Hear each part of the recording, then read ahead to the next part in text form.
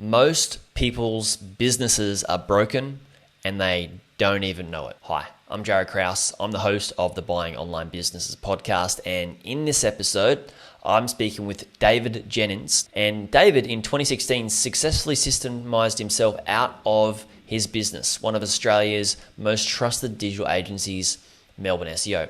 Now, through this process, he became a systems devotee, founding systemHUB and SYSTEMology. Today, his mission is to free all business owners worldwide from the daily operations of running their business. In this podcast episode, David and I speak about if your business actually relies on you for any task, how it's actually broken and why it's broken. We also talk about what comes first, creating the system and hiring the staff to run the system, or hiring someone who brings the system into your business, and when to hire each of those, hiring a gun, hiring somebody who's a support staff, and what roles for. We also talk about what sort of roles should you hire for in the life cycle of growing your business, from support staff, admin staff, to department heads in marketing, sales, operations, HR, and finance. We also talk about how to hire a CEO and the risks of hiring a CEO and the risks of not hiring a CEO, which can cause your business to be broken at some stages. Now, what are some of the things that get in the way of you hiring, right? This is what David and I talk about. Mindset, sometimes working in your business too long, where you have conditioned yourself into your business or have a conditioned mindset around certain tasks and the way certain things may be done. David and I just speak about all these things that can actually stop your business from scaling, from not hiring and having the right systems and people in the right places. Now, this is such a refreshing podcast episode on scaling your business around systems. You're absolutely going to love it. Let's dive in. Do you want to build or grow your content website? Niche website builders have helped hundreds of people to take their content websites from a few $100s per month to over tens of thousands of dollars per month with crafted content creation, buying aged domains, and link building strategies. These strategies have helped people increase their traffic, authority, monthly earnings, and their website valuation too. Head to nicheWebsite.builders/BOB/ to get 10% off any link building or 10% more from their content creation services. That's nicheWebsite.builders/Bob/. I'll put a link in the description too.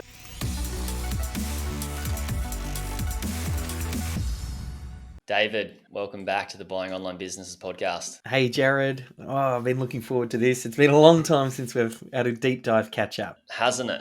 I'm looking forward to catching up off air as well. But for those of you who are listening, David came on episode number 26. So I think before this podcast even went to video, David. Yeah, I'm pretty certain we went to video around like 30, 40. We were talking about, systemizing your business for a better life, how to, have a bit more time. And then you came back on episode number 76 and we talked about how to never let your website business turn into a job. And in this podcast episode, we want to cover how to remove yourself from your business entirely. And there's two reasons for most people want to do this is so they can exit the business and not have personal brand dependency. Other reason is they want to, maybe they've just had children or they're about to have children. Like my sister, she's like, I'm just going as hard as I can in all these things in my business, so she can free up her time, which is really cool. So I'll probably have some questions based on some of what she's doing. But if somebody's thinking about, David, how to remove themselves from their business, like what are some of the first things they need to be thinking about? Or some of the first questions they should get answers to? The first thing is to really get committed to the idea. Like I think a lot of people, though, when you read books like the E-Myth and Scaling Up and Built to Sell, like I think a lot of business owners are sold on the idea of systems. So you just want to make sure you reach that point where you go, hey, this is what I want to do, and then commit to it and lean into it, because it won't happen by accident. It does take consistent work to build a systems culture amongst your team. And where you start is probably the most important thing. Like really applying the 80-20, thinking about the 20% of the systems that deliver the 80% of like the bulk of the result for the work that you're doing, and just focusing in on that. So maybe you start off by thinking about a core product or service, and you think about a dream client that you're selling that core product or service to. and you just look at optimizing that experience and thinking, can you remove yourself from the delivery of that core product or service? And if you start there, you kind of start to help to answer the question, well, where do I start? Because that's where most people get stuck. They kind of go, well, there's hundreds of systems I could be creating in my business. I could be systemizing all different aspects, Yeah. recruiting and onboarding and management and finance. And like, there's just a little bit of that overwhelm comes in. So, but if you can strip a lot of that away, get a core client that you're servicing and a core product or service, just start there and identify the critical 10 to 15 systems in that process and focus on that solely until it's complete. That's going to yield you infinitely better results than kind of chopping and changing and trying to systemize a little bit of everything. Yeah. And so complete looks like you not having to touch that part of the business. Is that right? Yeah, look, it's definitely an iterative process. I think like part of the process to start with, I say, well, just capture what you're currently doing, not what you would like to be doing. And if you've got some team members around you, you might already have someone who handles an incoming inquiry. Now, they might not happen to do it world class or exactly the way that you would like to have it done, and you've got plans on how you'd like to improve it, but they're doing a good enough job. Well, let's just capture what they're currently doing and consider that version number one. You just want to get a version number one of all of these systems in place so that you have almost like a minimum viable set of systems in place. And then over time, you kind of build upon it from there. And that's probably the biggest thing that you really need to focus on. Because once you've got version number one down, it makes it much easier to plug someone else in and removes any sort of key person dependency and makes sure that if you're unavailable to do one of the steps or one of your key team members are unavailable to do the steps, you've still got a version one of a system that you can give to someone who can try and deliver it or get it delivered to a reasonable standard. And that's probably the key, getting removing any sort of dependency that way, and then constantly improving. Like, you get a new team member on board and they do the system and they have some questions and you go, oh, well, let's incorporate that into the system. Okay, well, that system is now version 2. And each time those questions come in and that feedback loop happens, you make that system stronger and stronger and stronger till the point at which, you reach the point where it's really easy to plug people in. Yeah. And I think having a minimal viable set of systems is important for people to understand, because it's not going to be perfect. And the system is like how you deliver and how you onboard and how you do all these different parts of the business is going to change anyway, right? If somebody's thinking about, all right, one product or one part of the business and operations, let's get that done. If they were going to move from, once that's complete, where would you look at next? Would you look at onboarding, customer, good question. client management? So the very first thing we do, I've got this exercise we call the critical client flow, and it's about capturing the linear journey that dream client goes through. So it touches on a few different departments. You go, how do I grab the attention of that target audience? How do I handle the incoming inquiry? How do I sell that prospect? How do I onboard them into the business? How do I deliver that core product or service? And then how do I get them to come back? That's where you start, and you get version one of that down. Once you get through that, and then you think, okay, well, what happens next? Depending on what problems are going on in your business, sometimes that can pull your attention to certain parts of the business. But generally speaking, HR is a great next place to start, which is the recruitment and the onboarding of staff.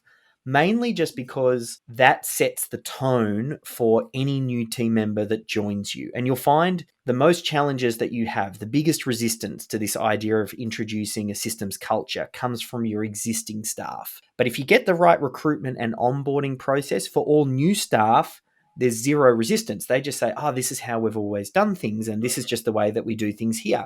So getting that piece right is really important. Oftentimes, the step after that can happen at the same time. Again, depends on what's going on in the business. Oftentimes, finance is another area that you might want to pick out some key systems. Certain things have to happen. You've got to be paying bills. You've got to be ensuring invoices go out, and you've got follow-up process to make sure those get paid.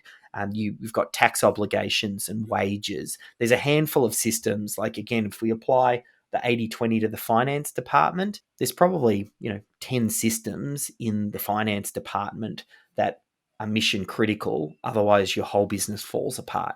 And focusing on those next is a great place to go. Okay, great. And when somebody thinks about, like, this is kind of like a chicken and egg question. you know, what comes first? Do you create the system and then hire people to run the system, or do you hire the people who bring the system in and create the system? And I guess I could be wrong. Maybe it's dependent on the type of job, the Yep. type of task, and if it is, what sort of roles would you be hiring for, and then what sort of roles would you be creating system for first? Yeah, good question. And it's nothing really happens in a vacuum, and there are a lot of things that are going on. So there can be a lot of different variables that you need to kind of take into account. Okay, great. So, generally speaking, if you've already got a little bit of a team around you and you're already getting a little bit of traction, you've already got product to market fit, then working with your existing team and capturing what you're currently doing is generally the best place to start. Like, think of that as version number one. And there are certain systems that I suggest you do get into place, particularly the recruiting and onboarding. Again, that just sets the tone for everything. Beyond that, though, if you've got certain departments, so let's say your sales department, you want to build out your sales department, you don't yet really have many sales systems and processes in place, and you may or may not be, as the business owner, the best person to even develop those. So finding the right person to come into that space and then help to develop them, as long as you've got a bit of a framework, hey, we're a systems driven organization and we save all of our best practice systems here and we use this project management platform, and you have a little bit of a framework just for the way that the business operates and where things are stored, then I think getting in the right team member to then help you build out those systems and processes is probably the way to go. If you have zero skills or systems in place in that area. Yeah. But there are going to be a bunch of things. Like, oftentimes, if you've got an established business and you've already kind of got a little bit of momentum, your business is already kind of working. So all that we're trying to do is capture what is currently working and then make it work independent of any key team member. And that's probably the biggest key. Is just because you don't systemize it doesn't mean it's going to magically stop happening. Like, there are certain parts of your business that even if you don't have a process written down, someone is still answering the phone call when it comes in. So it's the 80/20, and thinking about where do you start with systems is really just about identifying the critical ones. And they're usually once you get them documented, the first tasks that new team members learn. And it's a great way for them to cut their teeth and learn about your business and then get into the mix. And then over time, they'll skill up and they'll start to get good at what they do. And then they can start handle the exceptions of things that fall outside of the systems and the one-off tasks and the things that don't quite fit into those documented processes. But I think getting great team members in and then having a process to almost like extract out of their brain what it is that they're doing is a critical piece here. Yeah. I want to come back to getting great team members in, because hiring is going to be a part of this, right? And I'm sure you've got experience in that. But when it comes to the time, like, how do we get another person for this task and make it a separate task or a separate role? For example, you've hired one person, or you got one person for a particular job, and then you create a system because that other job needs to be done, and then they are running sort of two roles, but they were hired for, like, say, customer communications or something like that, customer management, and then they're doing other stuff. When do you go, all right, let's draw the line in the sand and you just do this role and I'm going to hire for another role? How do you cross As that you're bridge? growing, like, the smaller you are, the more hats every team member is going to have to wear, because there's a certain amount of work that needs to be done, and it's all hands on deck whenever there's a problem or an issue or clients coming on board or whatever it might be. But as you start to grow, one of the first things that you start to do is you carve off areas of responsibility based on department. Mm. So you start to go, ooh, let's get a person who becomes this department head, or potentially could be groomed into being a department head, whether that's sales, marketing, HR, finance, like each one of those, ultimately you want to have a department head and then team members that sit underneath them. Generally speaking, like when you start off, and if you're small, your name might sit in all of those boxes. But then over time, you start to think, oh, well, I've got this assistant here. Well, maybe they can handle the customer service department. And then maybe over time, maybe they do sit across a couple of different departments. But then once they're at capacity, and you think, hey, I could get a team member in here, either full-time or part-time, that could then become that department head, then that's when you might start to break those roles and split it and get someone. Because that's the key. When a lot of people get stuck, and it's that transition from it's just you and it's small, or you've got a couple of freelancers that you work with, to building a little bit of a team. Oftentimes when you first get started, it's all about task transference, and you're assigning a task to someone, and you're very task driven. A lot of business owners, they get stuck in that space there. The way to actually bridge through it is then to actually assign out responsibilities, and then start to go, ooh, the marketing department is now your responsibility. That doesn't mean you take the eye off the ball and then you don't help them, or you don't provide any sort of insight or direction, but you kind of want them to step up and then own that particular department. So that switch right there is a real challenging one for a lot of small business owners, but yet absolutely critical. If you want to get to a point where you can step out of the day-to-day operations, someone else needs to take responsibility. It starts with department heads, and then longer term, you might even plug in an operations manager who basically sits across all of the departments, and the departments report to the operations manager, and the operations manager reports to you as the business owner. So it's a little bit of like this, bit of a chess game, and you're moving pieces around on the board, and you're getting people into the right places. Yeah, I think it's scary for a lot of people. This is the scariest part. Maybe they've built their business themselves and it's their baby, and they have to start handing out responsibility. I think that's one of the biggest things that most people I've found that need to overcome, which I've helped people move through some of that to making hires. But I'd love to hear how, what are some other things that hold business owners back, maybe 2 or 3 things that you said, it's a mistake to try and, keep them just doing tasks and not give them responsibility. What are some other mistakes that, some business owners may make there? And speaking to that point, one thing I'll say to a business owner is, if your business is so dependent on you or any other one specific person, and it remains that way for a long time, then your business is broken. Like, I try and use that as a piece. I want them to think, if it's got that level of dependency, there is a problem here, because then that means if something happens to that person, whether it's you or the staff member, no one knows how to fill that gap, or it gets filled really, really messy. And also, that person can't have a holiday, take a break off, attend to a family member who's got COVID, because they need to stick on and doing their work. So definitely getting that mindset is really, really, really critical. And if you understand that your business is broken, then you have to persist at it until you get it. Yeah. And yes, it's hard. Yes, passing on responsibility. But if you keep coming back to this idea, if you don't do it, then it's broken, then it puts you in this double bind. You're now in a place where you have to fix it. And there are other ways. What most people do, and one of the common things are, people have a picture in their head of the way they think something is, and they haven't necessarily stress tested it. And it's not until they actually challenge that thought to determine whether or not that assumption was true or not. So, for example, people in their head, they think, when you think of business systems, sometimes people think of, McDonald's, that's the poster child of business systemization, or Subway or Amazon or something like that, where they've got all of these systems and processes in place. And them as the small business, they look at that business and they say, that the systems should look like this. And then, but the thing is, that is the end product of their years and years and years of hard work in building a systems-driven culture. But that's not where they got started. So you've got to make sure that you think about where did they get started, and it's always a lot more raw than you appreciate and expect. And that's why we talked about this idea of version 1.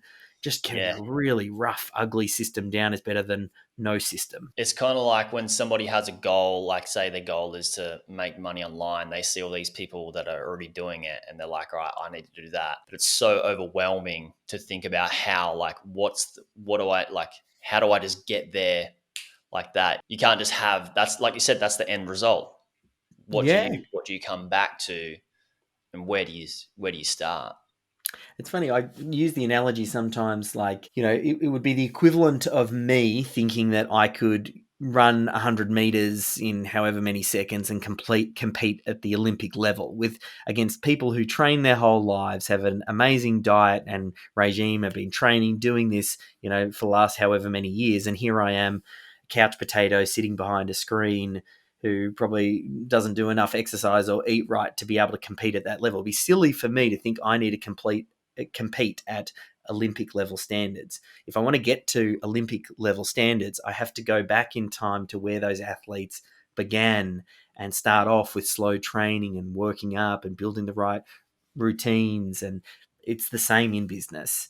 So you have to kind of go back at the fundamentals, though, like core business systems are at the core of it. That's why systems is so exciting to me, because I've fallen in love with the result of what systems bring. And I don't love documentation, like writing systems and processes, and like that You doesn't love the excite results. me. I I actively seek to avoid it when I can, because it's not my thing, and that's not what really I get excited by. But I know what they bring to the business, so I've started to look for the team members who can complement where I'm weak, and the team members that do enjoy that systems and processes, and plug them into the space, because I feel like we call them systems champions. Every business, like we talked about the different roles and departments in business, I feel like that's a real neglected one. A systems champion, and if you don't enjoy doing it, you really need someone who Who loves takes it. responsibility for capturing best practice with inside your organization, and doing the documentation or capturing those recordings and making it so that the team can easily follow it. Like when we can move into hiring now, like when you are going to hire, you want to obviously try and find somebody that enjoys that part of the business, but doesn't want to be like, oh yeah, I want to get on a sales call and sell the product. Yes, yeah. So when it comes to hiring, obviously how, if you're going to be hiring department heads, you're going to be looking for a full-time role. But if you're looking for an assistant, you're going to be going Yeah. to, Upwork and things like that. When do you know that, you've got too many assistants and you need to hire somebody that's going to take over the responsibility of managing that department Mm. with those assistants in it? Yeah, look, the easiest way to do it, like, I mean, and there's a couple of different ways you can approach it. One is, it is nice to have someone up front, your first hire in a department, that you could imagine grooming into some sort of team leader role. It's not always the case, but if they come on board, oftentimes they're the first hire, they learn the ins and outs, they watch things grow and evolve, and it makes it easier when new team members come on board, that they get plugged in underneath them, and these systems and processes and tasks are transferred down to lower cost team members, so that that person can be elevated and work on higher value tasks. Mm-hmm. So that's one way to go. Was that Another way to the go, preferred way? Obviously, pardon? that's the preferred way sometimes. Yeah, look, I mean, the preferred way, if money was no object, Yeah. the preferred way is to just hire a gun, and you go, you will be a department head. I'm going to hire you early, and I want you to come in and build out all of the systems and processes and plug the team underneath you. And that person has already done it before. So really all they're doing is replicating the picture that they have in their mind, but inside your business. Yes. That's the preferred, but oftentimes in small business, you're limited by resources and how much you can invest, and recruiting that person, might be outside of your reach. And then that's when you might do the option of, working with someone, growing them over time, and then having them grow team members underneath them. But so depending on where you're at, and the funding that you've got, whether or not you plug that person in. And it's the same with someone like even the CEO role, you can go out. It would be great to hire, a multi-six-figure CEO to come in and run your operations and have you completely step out. But a lot of business owners can't do that. It involves a huge amount of trust as well, because you're kind of really passing those reins. Another way to do it is you recruit from within. And you have your team, as they start to grow and they get elevated up and they kind of earn that right amongst the respect and the love of the team as well, by kind of working their way into that position. Because there are some risks, but if you had the budget and you did it that way, you can also shortcut it. So it just depends. Yeah. Yeah, I can see the risks of hiring a CEO that comes in with their protocols, and it not gelling with the team, and then being a risk there, and then also the risk of hiring them and not knowing that they're going to get results. But Yes. then again, there's you've still got the risk of somebody who's a department head in marketing that everybody loves, and you can head up operations and marketing, Yeah. and then move into the CEO role, and they're not the best suited for that particular task, right? Yeah. That happens a bit, and you see it in things like even with in the sales department, you'll have sales team members that might be great at sales, and you think, oh, I'm going to move them up to be our sales manager, but they're actually rubbish at being a sales manager role. They were better off down here, and that's quite a common thing, let alone at the top level for the operations person as well. When I think about organically what happens with small business, and it starts off with the business owner, oftentimes it's the business owners first, then they might plug some team members around them, different assistants. Generally, they can grow that up to somewhere between probably about 7 to 10 team members before the wheels start to fall off, because effectively the business owner is the operations manager, and each of those team members that they hire, almost like, I suppose, little department heads reporting back into that person. Then you get to the point where the business owner is so busy trying to keep everybody busy and delegating out tasks, that's the bit you start to transfer to that thing where I was saying about roles. Yeah, And then you might have sections takes of, responsibility off yeah, where it off kind of the break away, yeah and then you're off the elevating owner. someone up. Then you start to build little team members underneath each of the different departments. Mm. And then depending on where you're at, ideally between 7, not more than 10 team members per like manager. You don't want to go much more than about that for someone to have to supervise, because Yeah. once you do that, they just don't have enough time in the day to do that, plus actually get some of their own work done as well. I've noticed that in my business where I try to not work more than 20 to 25 hours a week. And, oftentimes I will, blow it out a bit. But and the reason being is because, somebody's like, oh, I need, what do I do here? Or how do I, get this done? Or can you check this? Because that's my responsibility as the main owner. Whereas so that's when you start to see, I guess, right, I need to get another support person for the person that's coming to me for the Yeah. responsibility of that task. Give them a support person and then give them a support person, and then give them assume responsibility of that department. Is that how you would do it? Yeah, look, depending on, without going into super detail on exactly where you're at, the other piece may be also the operations person. It's the person that sticks in between you and the team coming directly to you. Like, Mm, there's a period where at the start they're always all coming to you. Then you can plug someone else in between, and then what the someone else, the operations person, will sometimes do will then also put in their department heads to put them in between the rest of all of the team members that sit underneath a department. yeah. So it kind of just depends, because the operations manager is a very challenging role um, to recruit for, and just depends on where you're at. Sometimes, if it's obvious to you, you might go, "Yep, I moved that person into that position, and now they're going to stop the people coming directly to me." Sometimes you might not have that, in which case you do exactly what you said, which is then you start to go, "Well, how do I plug some more team members underneath the department?" And have one of them as a department head who can basically field as much of the questions as they can, and they only come to you with the ones that the department head can't respond to. Yeah, got ya. Um, But would you say the ideal again would be if budget wasn't or money wasn't a thing, find an awesome operations manager for that role? Always at some point in time, like for a business to not depend on you, someone needs to take responsibility.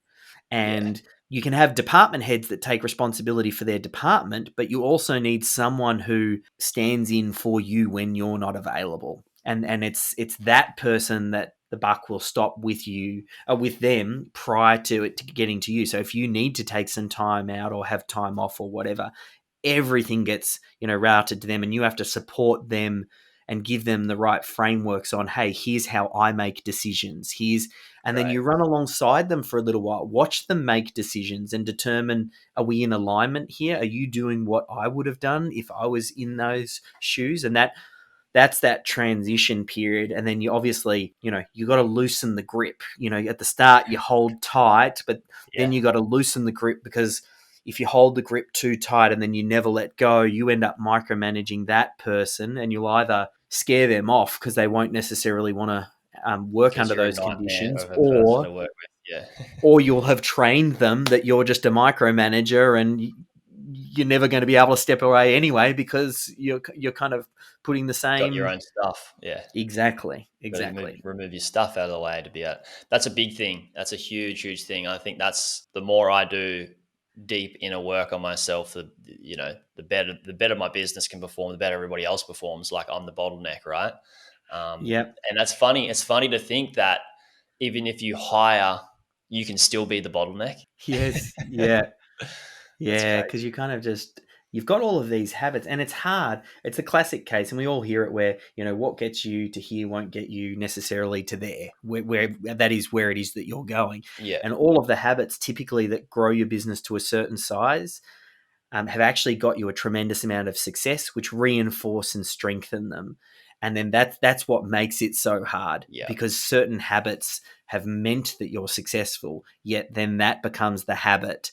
That micromanaging and looking over everything and making sure that things are delivered to a certain standard has meant that all of your clients love you. And that's why they refer friends and family, and why you have such a great output. yeah, So in your head, the person listening to this is thinking, yeah, but I've got to do that because that's what got me the success. And then yeah. it makes it really hard to kind of break that habit and then realize, yeah, okay. But, if my business depends on me or has key person dependency, it's actually broken. Yeah. And you have to keep coming back to that thought. Yeah, that's something that I battle with as well, is like, communication between myself and clients, and knowing I want to make sure they get the best results, and I know that I'm the guy for the job, and then wanting to find somebody. I guess it just takes time and training to be able to make sure you can nurse somebody to build them up to that level, right? So this is a nice little thing for you to think about, and we go back to what we talked about earlier, where identify in your product line, product or service, a primary dream client that you want to serve, and a primary product or service, Mm, and work on systemizing that to the point that it can be delivered without key person dependency. Now, what does that mean? That means you might have, let's say that you're a design business and you can do a bunch of things and you're a lead designer, and okay, well, the logo we might systemize down to a point where we can deliver beautiful logos, and we've got a process for that. But anytime that someone comes for a request outside of that, which is the custom style guide with logos and the full design makeover, great. Well, mm, maybe that does fall into your lap at that point in time at which you can do that. But you want to break away at least one piece of the business just to start with, get that to actually be delivered without you or the business owner, without any key person dependency. That then mm. becomes the seed of what is possible and what it can grow into. And I like that. sometimes you even see businesses like it's almost like mental jiu-jitsu that you play with yourself with as the business owner, because then you can justify in your head that you're like, oh, I'm not going to be turning away work. But it can get to the point where you systemize that bit so well that you might even reach the point that you go, imagine if my whole business was actually just that, and I turned away all of the custom work Mm, and we just did that piece. That sometimes can happen. But initially, I just say, no, be open to the possibility you can still take the custom work, because a lot of business owners have they struggle with, turning away something if it does, they think, oh, I'm turning away money. Like, I don't want to. But the ideal scenario is very clear target audience, very clear product or service that solves a very specific problem, and you only do that. And you've got all the systems and processes, around doing that without key person dependency. I think that's beautifully said. The planting the seed and then watering it, and then the mental jujitsu, and seeing that this little part that's been systemized, it can be done in other parts of the business, which helps you break the mold of your conditioning where you've conditioned yourself in your business to give out more tasks and to automate and give responsibility. So the way that I did this for me, because I went through this exact thing you're talking about. I owned a digital agency, Melbourne SEO. We talked about it in one of the earlier episodes. Yeah, we did. And I worked in that business for about 10 years too long, because I thought my agency was different, that we were a creative agency and you can't systemize what we were doing because Google was always updating its algorithms, things were changing, and we're a creative agency. My team's not going to follow systems and processes. So I came to the conclusion that yes, you can systemize all business except for mine, this one right now, the digital agency. And I got stuck in it for 10 years. And it wasn't until we broke out and we had a separate video production business, and I remember going on a shoot. Now, I'm not a videographer. I don't know how to shoot. I don't know how to edit. And I still don't know how to shoot and edit. But we started up a video business, and I went on a shoot with my videographer. And I remember at the time, for the drive to this shoot, he asked a bunch of questions in the car. Things like, oh, did I pack the second battery? Did I email the client to let them know that they shouldn't wear checkered shirts because it looks rubbish on camera? Did we, email them the script beforehand? And we spent the entire journey of him thinking about all of these things that should have just been handled. And then afterwards I said, oh, well, let's create a system and get a system in place where you have a checklist of everything that gets handled prior to you going out on a shoot. Now, because I wasn't a videographer, that was really easy for me to do objectively and step back. Yeah, objectively, yeah. And I remember 6 months later, we went on another shoot, and I remember that experience was completely different, where he, in the car ride, we talked about how he'd get the best performance out of the people, what sort of lighting he wanted to use to make sure everything looked awesome, and how long he wanted the video to be, and what lines were important. And his attention was all on the creative stuff, as opposed to, did I bring the second battery, which should have just been handled. And in that moment, I went, that's it. Like, this is a super creative business. It's a video production business. Now I can see the importance that systems plays inside this business, in a very creative business. And I took that snapshot, and then I started to apply it into Melbourne SEO. And I had the same experience that you were talking about with your sister. We found out we were pregnant, and I thought, hey, I don't want to be too busy to be there as my kids grow up. Yeah. And that was like, I know it can be done. I've seen it happen in this business over here, and I've now got a deadline to make it happen, and I will, and I did, and that was a big part of that. Congrats, that's awesome. I think it's so good to think about that. You removing yourself, or having those checklists and removing yourself, allows you to not, like, frees you up from the operations and frees you up from managing people and tasks and stuff like that, to then having the capacity as well on, like, how do you get better lighting? How do you get better performance for every one of your clients? And I think that's what we start our business for, right? Is to serve. And then we can get bogged down in the stuff, and then we need to work out how can we get out of the stuff to ensure we serve on a high level. So I think we've got to wrap it up there, Dave. That's absolutely awesome. Tell us, where can people find out more about you, this book? If you guys didn't see the previous episode number 76 on systemology, which is David's book, an awesome book. When did this go live? When did you publish this? This was like, I think we're coming up to, it's probably about a year and a half, 2 years old now, I reckon. Because I was chatting with you, our first episode was probably just around the launch of the book. So it's got to be, a couple of years now. Okay. So at least 2 years.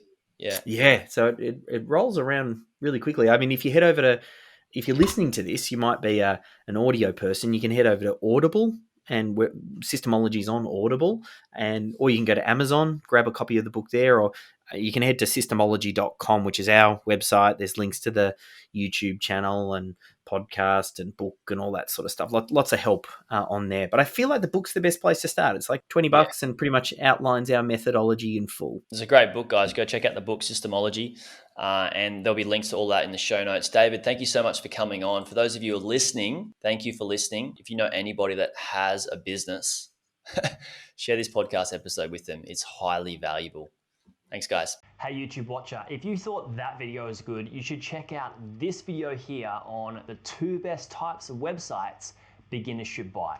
Or check out my playlist on how I made my first 100K from buying websites and how to do due diligence. Check it out. It's an awesome playlist. You'll enjoy it.